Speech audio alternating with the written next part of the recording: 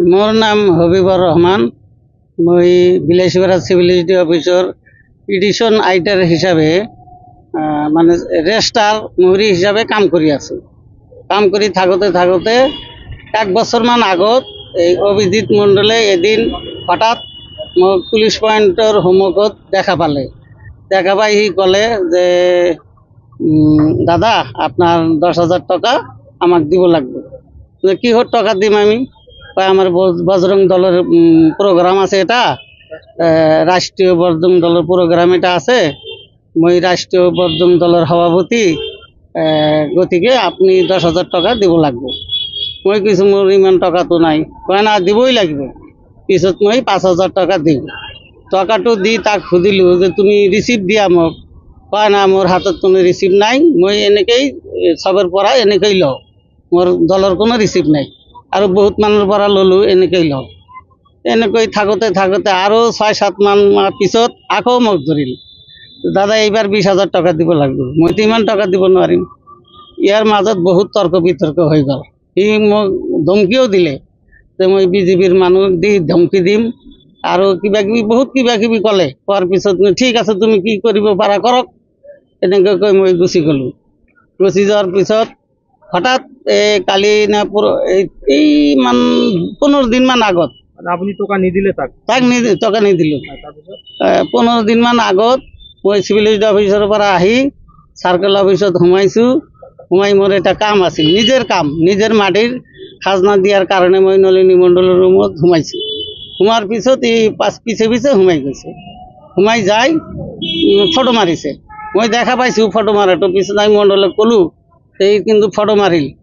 মণ্ডল মানে লগে লগে থিও দিলে, এই ক'ত গ'ল। তারপরে সি মানে দৌড়ি গুচি গ'ল ফটোটা মারি। এই দৌড়ি পলার পিছত মই কালি দেখা পালো ফেসবুকত মোর নামটো আৰু মোর ফটোটো ভাইরাল করে দিছে।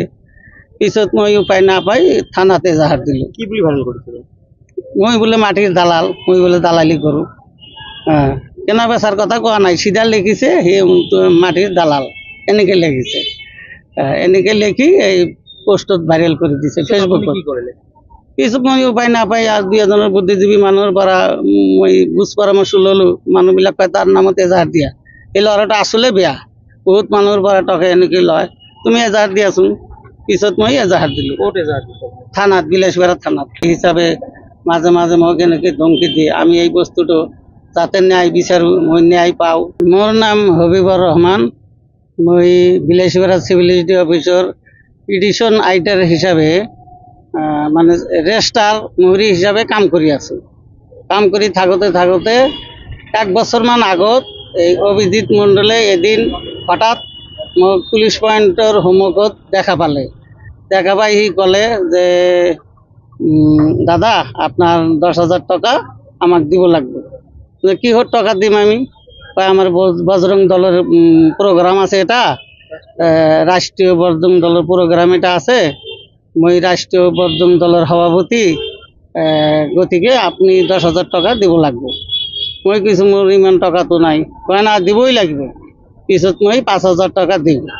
টাকাটো দি তাক সুধিলো যে তুমি রিসিভ দিয়া মোক, কয় না মোর হাতত কোনো রিসিভ নাই, মই এনেকেই সবের পৰা এনেকেই লওঁ, মোৰ দলেৰ কোনো ৰিসিভ নাই। আৰু বহুত মানুহৰ পৰা ললো, এনেকেই লওঁ। এনেকৈ থাকতে থাকতে আৰু 6-7 মান পিছত আকৌ মোক ধৰিল, দাদা এইবাৰ 20,000 টাকা দিব লাগবে। মই তো ইমান টাকা দিব নোৱাৰিম। ইয়াৰ মাজত বহুত তৰ্ক বিতৰ্ক হৈ গ'ল। সি মোক ধমকিও দিলে যে মই বিজেপিৰ মানুহক দি ধমকি দিম আৰু কিবা কিবি বহুত কিবা কিবি ক'লে। কোৱাৰ পিছত ঠিক আছে তুমি কি কৰিব পাৰা কৰক, এনেকৈ কৈ মই গুচি গ'লো।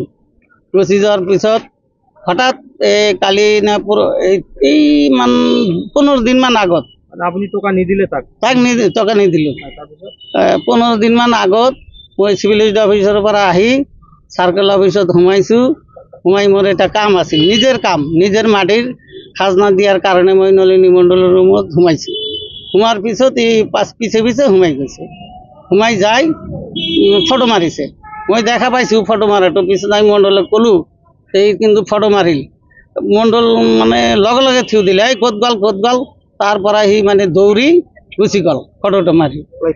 এই দৌড়ি পলার পিছত মই কালি দেখা পালো ফেচবুকত মোৰ নামটো আৰু মোৰ ফটোটো ভাইৰেল কৰি দিছে। পিছত মই উপায় নাপাই থানাতে এজাহাৰ দিলোঁ। কি বুলি ভাইৰেল কৰিছিল? মই বোলে মাটিৰ দালাল, মই বোলে দালালি কৰোঁ। কেনা বেচাৰ কথা কোৱা নাই, চিধা লিখিছে সি মাটিৰ দালাল এনেকৈ লিখিছে।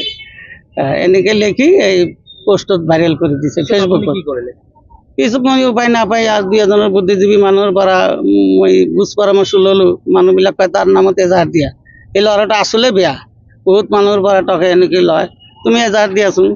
পিছত মই এজাহাৰ দিলোঁ ক'ত এজাহাৰ দিছে? থানাত, বিলাসীপাৰা থানাত। সেই হিচাপে মাজে মাজে মোক এনেকৈ ধমকি দিয়ে। আমি এই বস্তুটো যাতে ন্যায় বিচাৰোঁ, মই ন্যায় পাওঁ।